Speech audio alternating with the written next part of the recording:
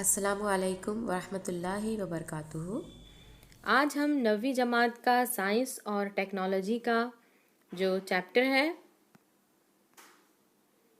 आवाज़ का मुताला सबक नंबर 12 इसे देखेंगे।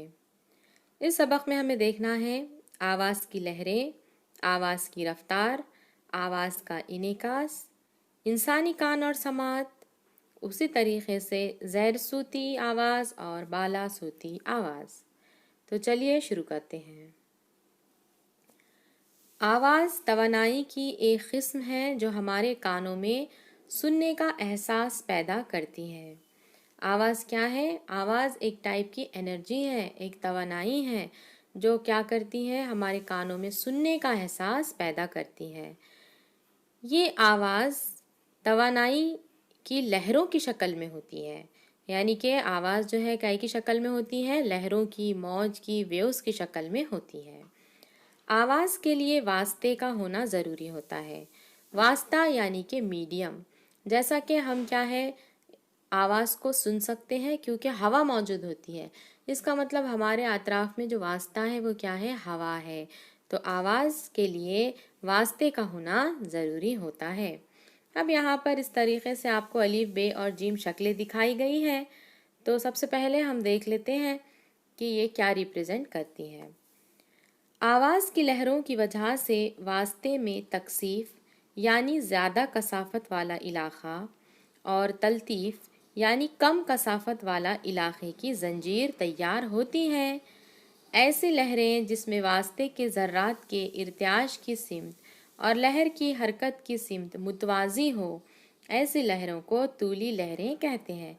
यानी क्या कहा जा रहा है हम शक्ल के ज़रिए समझते हैं। तो यहाँ पे आप देखिए तूली मौज और अर्जी मौज, इस तरीके से दो मौजें आप लोगों को बताई गई हैं। तूली मौज को हम इंग्लिश में लॉन्जिट्यूडिनल वेव्स कहते हैं। अब यहाँ पे देखिए कि आवाज़ की मौज एक किस्म की तूली मौज है। तूली मौज किसे कहते हैं? ऐसी मौज जो तकसीफ और तलतीफ़ इस तरीके की जब जंजीर बनेंगी तो हम इसे क्या कहते हैं? तूली मौज कहते हैं।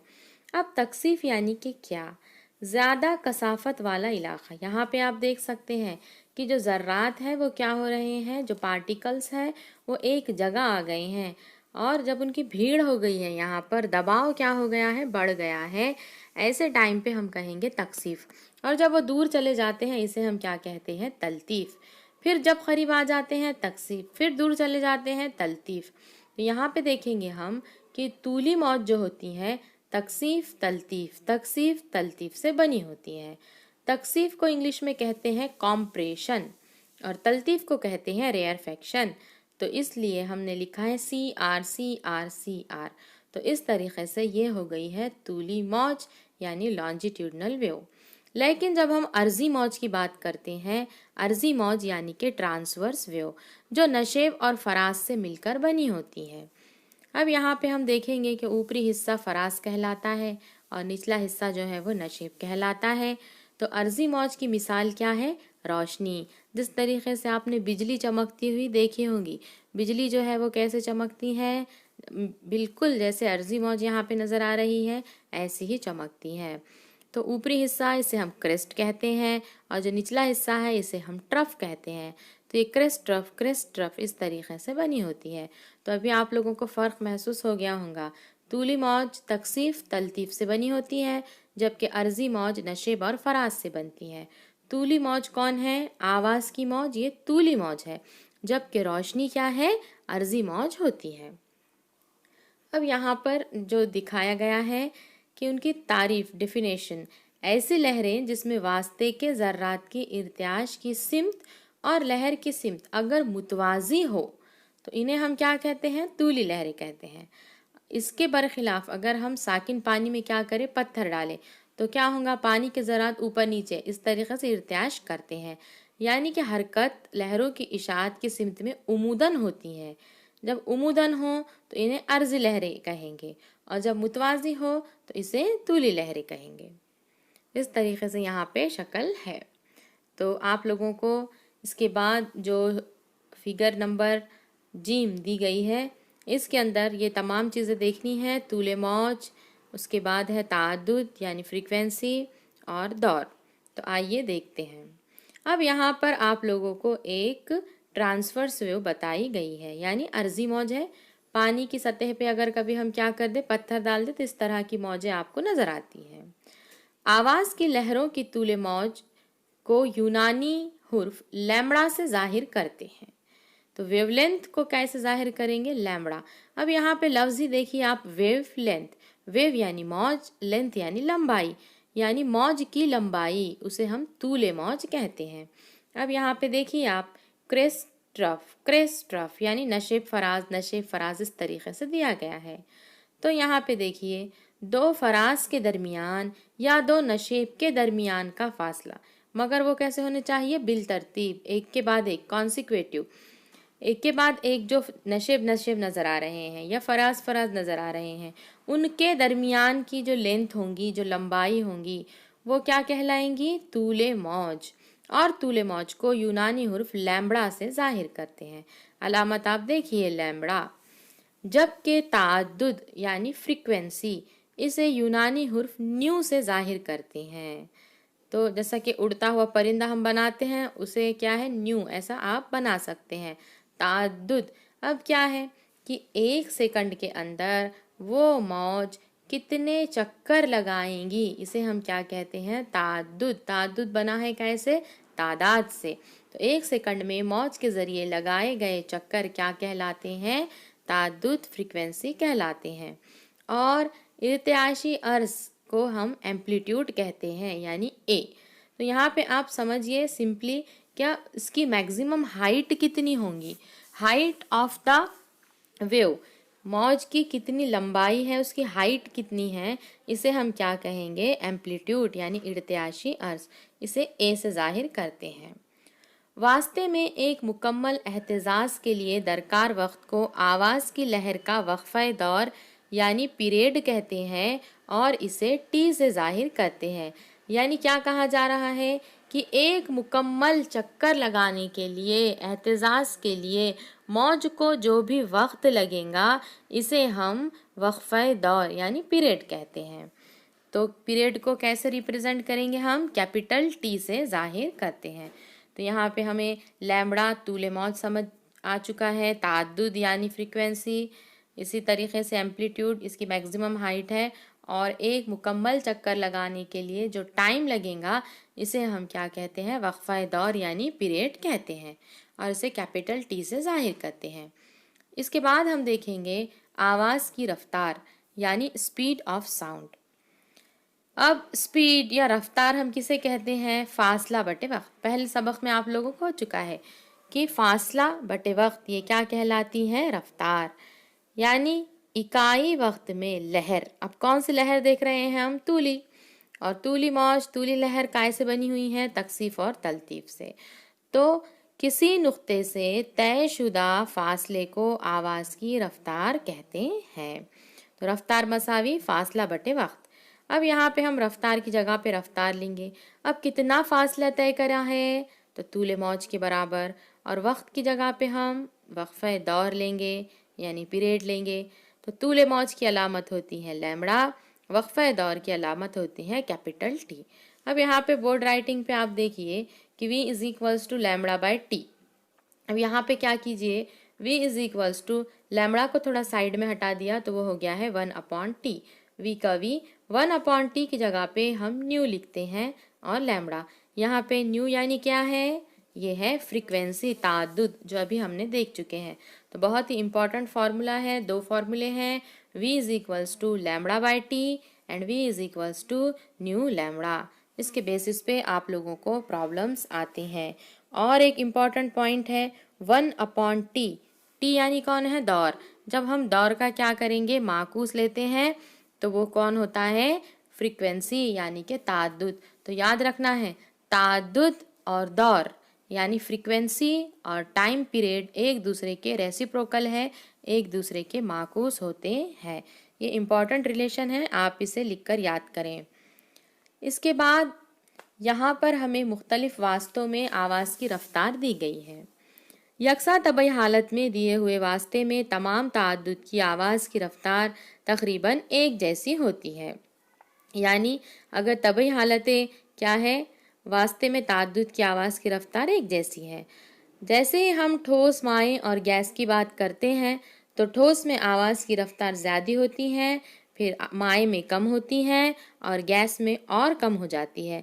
यानी ठोस वास्ते से अगर हम गैसी वास्ते तक जाएं तो बतदरीज आवाज़ क्या होती है, आवाज़ की रफ्तार कम होती है। उसी तरीके से एक इम्पॉर्टेंट पॉइंट है कि अगर हम किसी वास्ते का दर्जे हरारत बढ़ा दें, टेम्परेचर बढ़ा दें, तो आवाज़ की रफ्तार भी बढ़ जाती है। इसके बाद जो आप लोगों को थोड़े लॉज हैं वो याद करने हैं। गैस में आवाज़ की रफ्तार। गैसी वास्ते में से गुजरते वक्त आवाज़ की लहरों की रफ्तार गैस की तबई हालत पर मुनस्सिर होती है। यानी कि अगर कोई गैसी वास्ता है, हीलियम है, हाइड्रोजन है, कोई भी गैसी वास्ता है, इसमें से आवाज़ की लहरें क्या हो रही है, गुजर रही है, तो ये डिपेंड करेंगी गैस की तबई हालत पे। तबई हालत किसे कहते हैं? गैस का दर्जे हरारत, इसका दबाव या कसाफत और सालिमाती वज़न। तो चलिए देखते हैं दर्जे हरारत के साथ क्या रिलेशन है।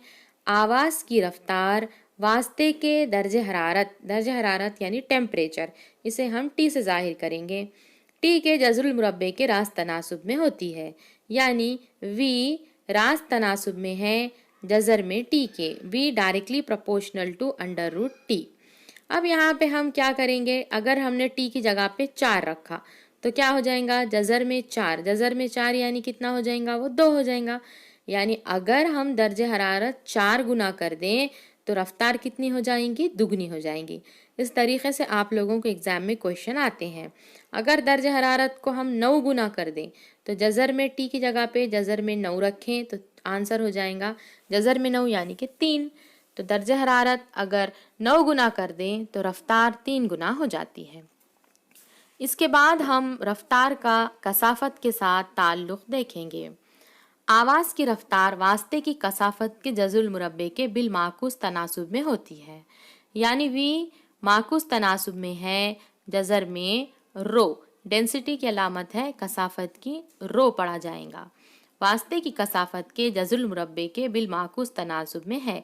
यानी अगर हम रो की जगह पे 4 रखें तो क्या हो जाएगा, जज़र में 4 यानी 1 बटे जज़र में 4 यानी 1 बटे 2।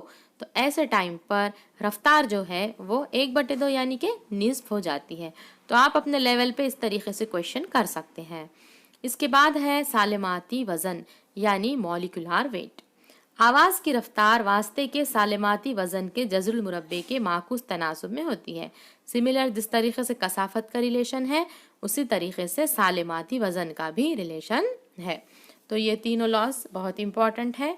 V is directly proportional to under root T, V is inversely proportional to under root rho and V is inversely proportional to under root M। Next हम देखेंगे हद समात, बाला सूती आवाज़ और ज़ैर सूती आवाज़ यानी Audible, infrasonic and ultrasonic sound. इंसानी कान 20 हर्ट्ज से 20,000 हर्ट्ज ताअद्दुद के दरमियान आवाज़ को सुन सकते हैं, इसलिए इसे समात की हद कहते हैं। इंसानी कान की हद कितनी है, 20 हर्ट्ज से तो 20,000 हर्ट्ज ताअद्दुद की आवाज़ें हम सुन सकते हैं। 20 हर्ट्ज से कम की भी नहीं सुन सकते हम और 20,000 हर्ट्ज से ज़्यादा की भी नहीं सुन सकते। अगर 20 हर्ट्ज से कम हो जाए तो हम इसे क्या कहते हैं, ज़ैर सूती आवाज़ यानी इंफ्रासोनिक साउंड। एग्जाम्पल क्या है, रखास के एहतजाज से पैदा शुदा आवाज़। रखास किसे कहते हैं हम, पेंडुलम को। घड़ी का जो पेंडुलम है उसकी एहतजाज हमें सुनाई नहीं दे सकती। घड़ी के कांटों की बात नहीं की जा रही है, घड़ी के पेंडुलम की बात की जा रही है। तो इससे जो एहतजाज पैदा होगा, जो आवाज़ पैदा होगी, इसे हम नहीं सुन सकते। ये इंफ्रासोनिक आवाज़ की मिसाल है। उसी तरीके से ज़लज़ले से पहले ज़मीन की सतह की इर्तियाश की आवाज़ जो है ये 20 हर्ट्ज से कम है, इसलिए ये क्या है, इंफ्रासोनिक साउंड है। जबकि 20,000 हर्ट्ज से ज़्यादा, 20,000 हर्ट्ज को हम 20 किलो हर्ट्ज भी कहते हैं, ये आवाज़ को हम क्या कहेंगे, अल्ट्रासोनिक साउंड। अगर 20,000 हर्ट्ज से ज़्यादा तवातिर वाली आवाज़ है तो इसे हम अल्ट्रासोनिक साउंड यानी बाला सोती आवाज़ कहते हैं। तो इंसान इंफ्रासोनिक भी नहीं सुन सकता और अल्ट्रासोनिक भी नहीं सुन सकता, सिर्फ वो ऑडिबल रेंज 20 हर्ट्ज से 20,000 हर्ट्ज तक के दरमियानी आवाज को ही सुन सकता है। फितरी तौर पर कुत्ता, चूहा, चिमगाडर, डॉल्फिन ये ऐसे हैवानात हैं जो ज़ैर सूती आवाज़ सुन सकते हैं, यानी ये इंफ्रासोनिक साउंड को सुन सकते हैं, लेकिन इंसान नहीं सुन सकता। इस सलाहियत की वजह से इन जानदारों को कुछ समई इशारे भी मिलते हैं जो हम समझ नहीं सकते। जैसा कि मिसाल अगर हम क्या है जलजले की ले लें, तो जलजले आने से पहले हम देखते हैं कि जानवर जो है सांप हो गया है अपने बिलों से निकलकर भागते हैं। उसी तरीके से जानवर एक जगह से दूसरी जगह भागते हैं। इसका मतलब ये है कि उन्हें इंफ्रासोनिक साउंड, ज़मीन के अंदर जो हलचल है वो महसूस होती है, लेकिन इंसान को नहीं हो सकती। 5 साल से कम उम्र के बच्चे, चंद जानवर और पर वाले पतंगे 25,000 हर्ट्ज तक की आवाज़ को सुन सकते हैं। उसी तरीके से डॉल्फिन, चिमगाडर, चूहे ये जानदार जो है वो बाला सोती आवाज़ पैदा भी कर सकते हैं, यानी ये सुन तो सकते हैं, उसी तरीके से आवाज़ निकाल सकते हैं। लेकिन कौन सी आवाज़? बाला सोती यानी अल्ट्रासोनिक साउंड ये निकाल सकते हैं। इसके बाद हम देखेंगे तारीख के झरोके से। इसमें बताया गया है कि एक अतालवी साइंसदान था और उसने चिमगाडर पर एक क्या किया था, उस तहकीक की थी। चिमगाडर के हर एक उज़ू उसने कान के, नाक और आँख को बारी बारी क्या किया था, बंद किया था। सबसे पहले इसने इसके कान बंद किया, आँख बंद किया, नाक बंद किया और इनको बंद करने के बाद इसे एक बंद कमरे में क्या है उड़ने के लिए छोड़ दिया। तो जब चिमगाडर के आँखों को उसने क्या किया था, बंद कर दिया था, तो चिमगाडर बेखौफ क्या कर रही थी, उड़ रही थी। फिर इसने क्या किया, चिमगाडर के कानों को बंद कर दिया। चिमगाडर के कान बंद करते ही चिमगाडर तेजी से इधर उधर क्या है टकराने लगी, जबकि उसकी आंखें क्या थी, खुली थी। आंखें खुली होने के बावजूद वो इसका इस्तेमाल नहीं कर पा रहा था। तो इस पर से ये साइंसदान ने क्या किया है, पता लगाया है कि चिमगाडर जब बेखौफ और भरोसामंद जो रात में क्या करती है, इधर उधर फिरती हैं, इसके परवास की सलाहियत का राज इसकी आंखों में नहीं है बल्कि इसके कानों में है। तो होता क्या है एक्चुअल में, यहाँ पे आप शक्ल में देख सकते हैं, चिमगाडर ये बाला सोती आवाज़ मुंह से निकालती है, यानी ये अल्ट्रासोनिक साउंड क्या करती है, निकालती है। ये साउंड सामने वाली सतह से जाकर क्या होता है, टकराता है और टकराकर ये साउंड वापस मुनक्किस होकर आता है। आने के बाद ये कान से क्या है, सुनती है और इस तरीके से उसे पता चल जाता है कि सामने वाली शय की नोयत क्या है, सामने जो चीज़ है, जो ऑब्स्टेकल, जो रुकावट है, उसकी नोयत क्या है, इसका फासला मुझसे कितनी दूर है। इस तरीके से चिमगाडर को अंधेरे में भी क्या है, बिल्कुल सही इल्म हो जाता है। नेक्स्ट पॉइंट हम देखेंगे अल्ट्रासोनिक साउंड के इस्तेमालात। बाला सोती आवाज़ जो 20 हर्ट्ज से क्या है, 20,000 हर्ट्ज से क्या है, ज़्यादी आवाज़ है। तो देखिए इसके इस्तेमालात। एक जहाज़ से दूसरे जहाज़ के दरमियान राब्ता कायम करने के लिए बाला सोती आवाज़ का इस्तेमाल किया जाता है। उसी तरीके से प्लास्टिक की सतहों की वेल्डिंग के लिए इस्तेमाल किया जाता है। दूध जैसे माएँ ज़्यादा दिनों तक अच्छा रखने के लिए, इनमें मौजूद बैक्टीरिया को फना करने के लिए भी अल्ट्रासोनिक साउंड का इस्तेमाल करते हैं।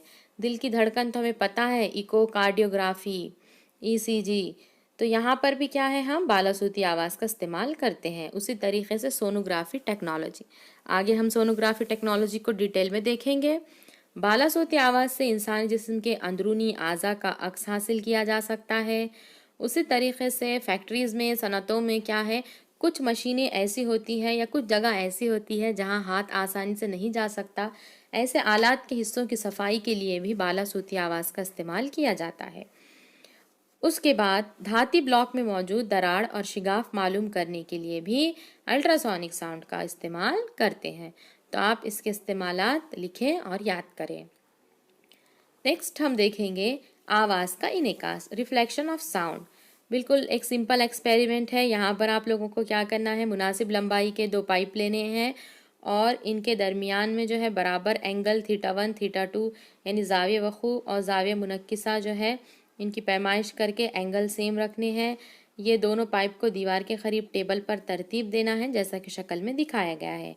एक पाइप के सिरे पर, खुले सिरे पर आपको घड़ी रखनी है और दूसरे सिरे से जो पाइप है वहाँ से आपने कान लगाना है, सुनने की कोशिश करना है। तो क्या होगा, अगर दोनों पाइप के दरमियान का जाविया अगर क्या है, सेम है, यानी कि अगर समझो θ1 हम 45 डिग्री ले और θ2 भी क्या ले, 45 ले, तो बिल्कुल आवाज़ हमें साफ सुनाई देंगी। तो इस तजुर्बे से हमें क्या मालूम हुआ है कि जिस तरीके से नूर की शुआओं का इनेकास होता है, इसी तरीके से आवाज़ की लहरें भी ठोस और माए सतह से मुनक्किस होती है। यानी जिस तरीके से रोशनी इनेकास के क़ानून पर अमल करती है, आवाज़ का भी क्या होता है, इनेकास होता है। और जो ज़ाविये वक़ू, ज़ाविये मुनक्किसा और उमूद एक ही मुस्तवी में होते हैं।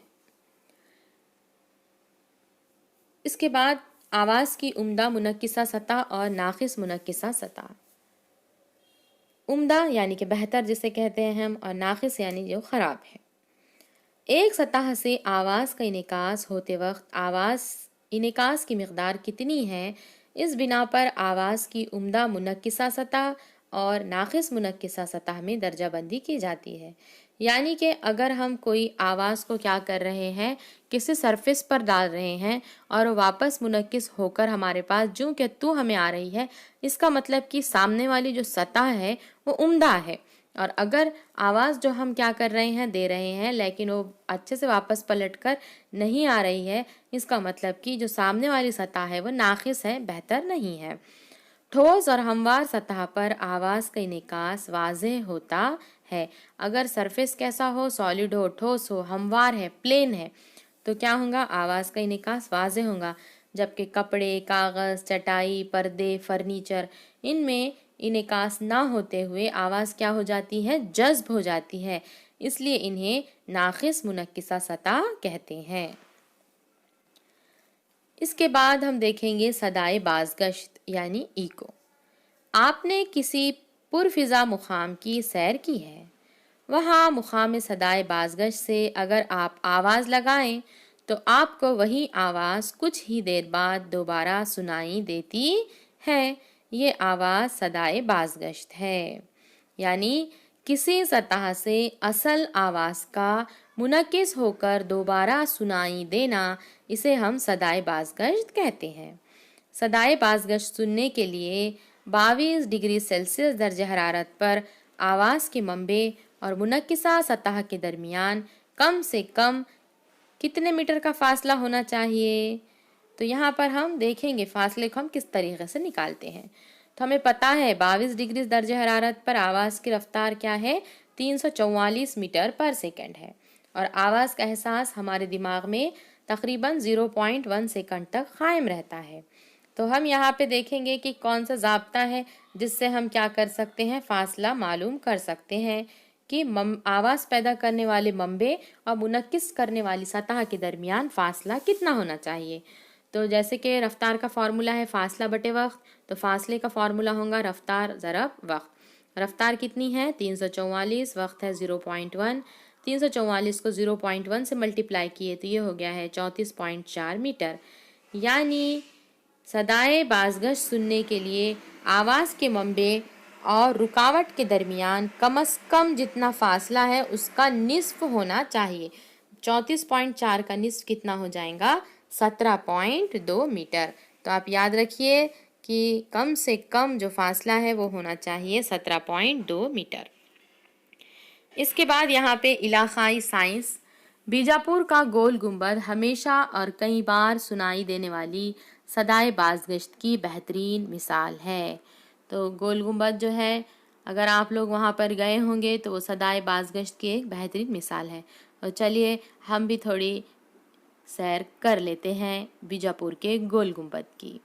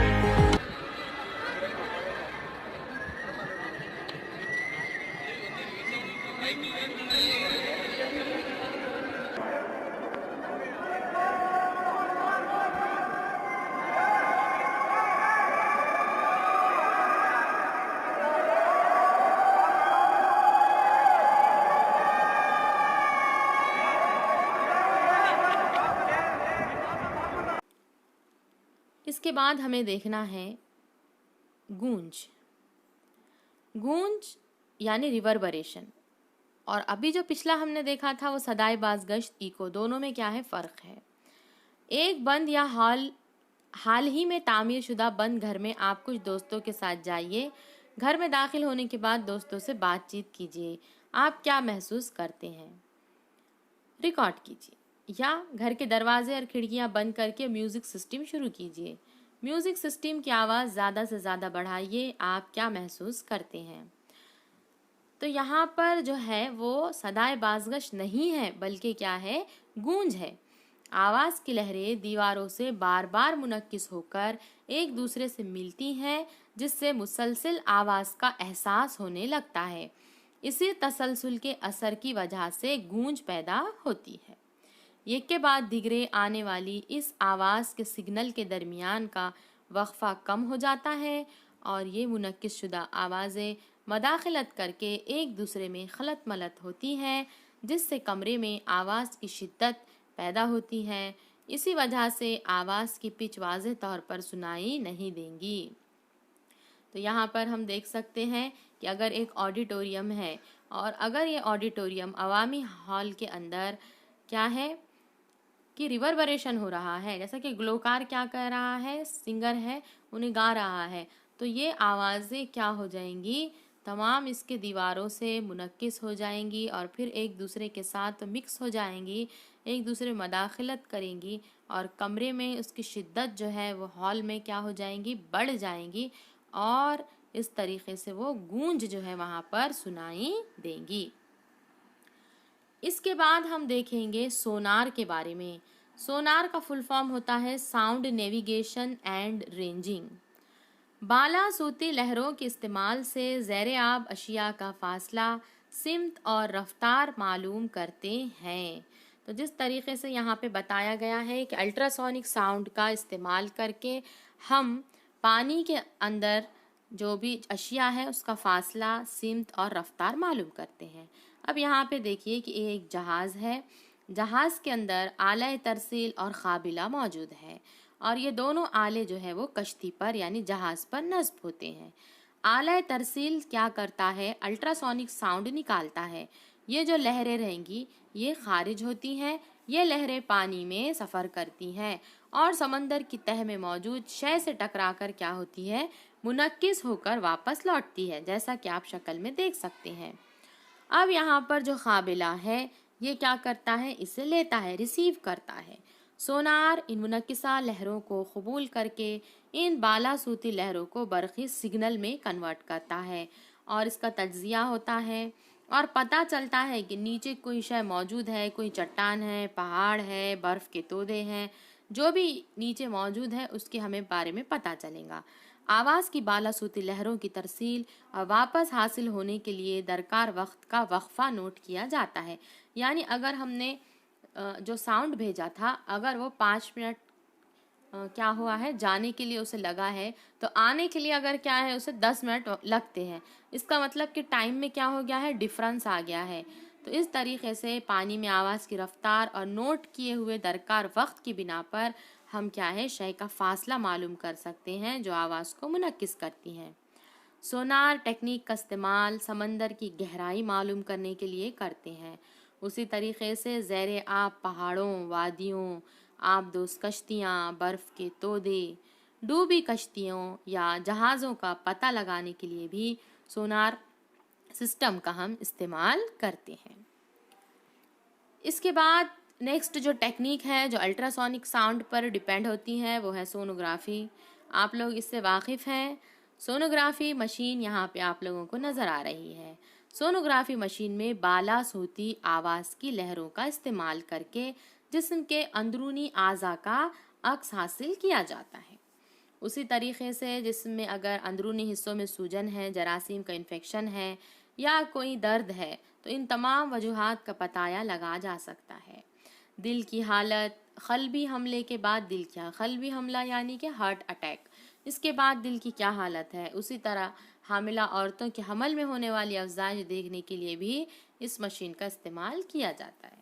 यानी कि प्रेग्नेंट फीमेल है तो फिटल डेवलपमेंट किस तरीके से है ये भी देखा जाता है। तो यहाँ पे हम देखेंगे कि टेक्निक का इस्तेमाल किस तरीके से होता है। इस मशीन में एक छोटा सा तफ्तीशी आला है और ख़ास सयाल का इस्तेमाल किया जाता है। तफ्तीशी आला और जिल्द के दरमियान राब्ता अच्छी तरह से हो और बालासूती आवाज़ की लहरें मुकम्मल सलाहियत के साथ इस्तेमाल हो, इसके लिए सयाल का इस्तेमाल किया जाता है। यानी कि क्या किया जाता है कि जो भी पेशेंट है, अगर सपोज उसको क्या है किडनी स्टोन वगैरह हो गया है, तो वो एरिए पर क्या है एक सयाल, एक टाइप का लिक्विड लगाया जाता है और इस पर वो एरिए पर तफ्तीशी आला इस तरीके से फिराया जाएगा। इसके बाद जो साउंड वहाँ से प्रोड्यूस होंगे वो उन साउंड की ताद्दुद जो आवाज़ है वहाँ पे दाखिल की जाएंगी और इसके बाद वो आवाज़ पलट कर आएंगी, यानी मुनक्किस शुदा आवाज़ है। और दोबारा तफ्तीशी आला जो है इसे क्या करेगा, यकजा करेगा, एक जगह लेगा और यह मुनक्किस शुदा आवाज़ जो है वो कंप्यूटर जिस्म के अंदरूनी हिस्से की तस्वीर निकालता है। ये टेक्नोलॉजी दर्द से आरी, यानी बिल्कुल यहाँ पे कोई भी दर्द महसूस नहीं होता और बिल्कुल सही तशखीस क्या है इससे होती है। इसलिए आजकल तिब्बी साइंस में, मेडिकल फील्ड में सोनोग्राफी का बहुत ही ज़्यादा इस्तेमाल किया जा रहा है।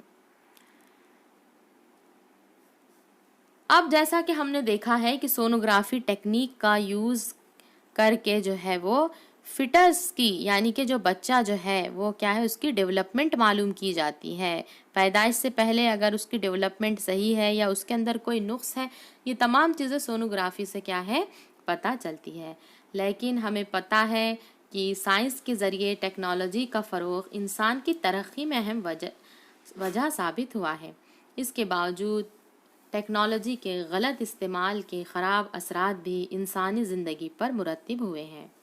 सोनोग्राफी की मदद से पैदा होने वाला बच्चा कैसा है और इसकी नशोनुमा कैसी है ये मालूम किया जाता है, लेकिन इसकी मदद से बेटा या बेटी यानी कि जो जिनसी इम्तियाज़ है, जो क्या है मालूम करते हैं कि लड़का है लड़की है, तो उसी तरीके से अगर लड़की हो तो उसे क्या है शिक्म मादर में क्या किया जाता था, ख़त्म कर देते थे। इस तरीके से मामलात बहुत ही ज़्यादा बढ़ रहे थे और ये टेक्नोलॉजी का गलत इस्तेमाल हो रहा था। इसलिए आजकल ये टेक्निक में जो है जिन्स मालूम हम नहीं कर सकते। तो वो जो क़ानून लगाया गया है उसका नाम है PNDT act. PNDT pre natal diagnostic test, यानी कि पैदाइश से पहले जिन्स जो है वो डॉक्टर अब नहीं बता सकते। तो यहाँ पे हमेशा याद रखें, Beti Bachao, save the girl child. Next है लास्ट पार्ट, इंसानी कान, ह्यूमन ईयर। ह्यूमन ईयर, इंसानी कान जिस्म का एक अहम हिस्सी उज़ू है। कान से हम आवाज़ सुनते हैं। आवाज़ की लहरें जैसे ही हमारे कान पर पड़ती है तो कान के पर्दे में क्या है इर्त्याश होता है और ये इर्त्याश बरक़ी इशारों में तब्दील होता है। समई आसाब के ज़रिए ये इशारे दिमाग तक पहुँचाए जाते हैं। तो यहाँ पर कान के 3 हिस्से हमें नज़र आ रहे हैं। तो देख लेते हैं कान के 3 हिस्से, बैरूनी कान, दरमियानी कान और अंदरूनी कान। तो सबसे पहले शक्ल में देखिए बैरूनी कान। कान का बैरूनी हिस्सा आवाज़ की लहरों को जमा करता है। बैरूनी कान में देखेंगे हम आवाज़ की लहरों को जमा कर रहा है। कान की नाली के ज़रिए ये कान के पर्दे तक पहुंचाया जाता है।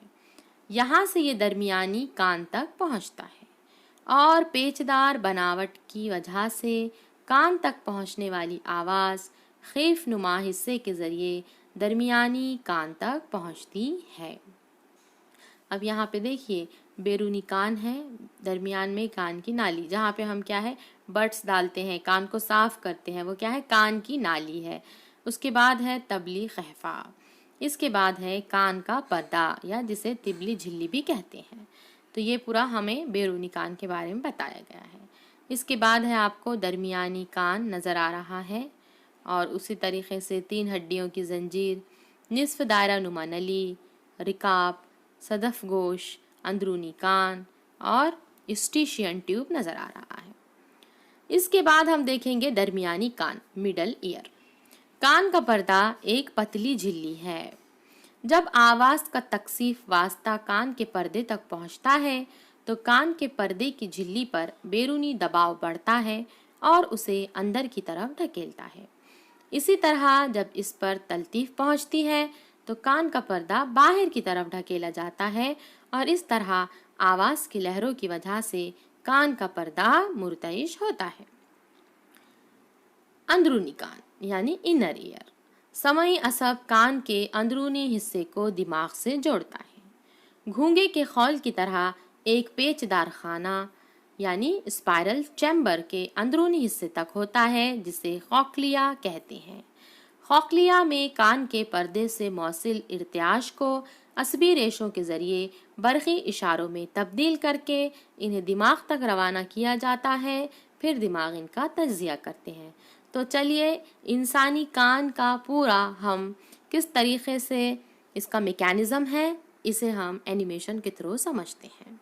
तो इससे पहले एक बात हमेशा जहन में रखें, कान अहम हिस्सी उज़ू होने की वजह से कान साफ करते वक्त तीली नोकदार शय का इस्तेमाल मत कीजिए, यानी कोई भी नोकीली शय का इस्तेमाल नहीं करना चाहिए। उसी तरीके से एयरफोन हेडफोन की वजह से जो मदद से जो ऊंची आवाज़ में गाने सुनते हैं वो बिल्कुल नहीं सुनना चाहिए। इसकी वजह से कान के पर्दे को भारी नुकसान पहुंचने का अंदेशा हो सकता है। तो अब हम यहाँ पर कान का जो मैकेनिज़्म है वो देखेंगे। तो आइए देखते हैं मैकेनिज़्म ऑफ हियरिंग। यहाँ पर हम देख सकते हैं इंसानी कान के बारे में बताया गया है। इंसानी कान हमारे एक हिस्सी उज़ू होता है जो हमारे जिस्म के बैलेंस के लिए बहुत ही ज़रूरी है। जैसा कि यहाँ पे जब आवाज़ है, इर्तियाश है, जैसे ही आवाज़ हमारे कानों में पहुँच रही है, ये है बैरूनी कान जिसे ईयर पिन्ना कहते हैं। फिर वो ऑडिटरी कैनाल के ज़रिए पहुँच रही है ईयर ड्रम। यहाँ पे ड्रम के हिलने से यहाँ पर तीनों हड्डियाँ जो है मिलियस, इंकस और स्टेप्स, इनमें इर्तियाश पैदा हो रहा है और इसके बाद ये आवाज़ जो है देख सकते हैं यहाँ पे घोंगे की शक्ल में आप लोगों को कॉक्लिया नज़र आ रहा है। इस तरीके से यहाँ पर आवाज़ पहुँच रही है। उसके बाद ये तमाम इसके अंदर जो है इर्तियाश नज़र आ रहा है और ये पूरा मौज दिमाग तक पहुँच रही है। इस तरीके से यहाँ पर हम ह्यूमन ईयर की वर्किंग देखे हैं।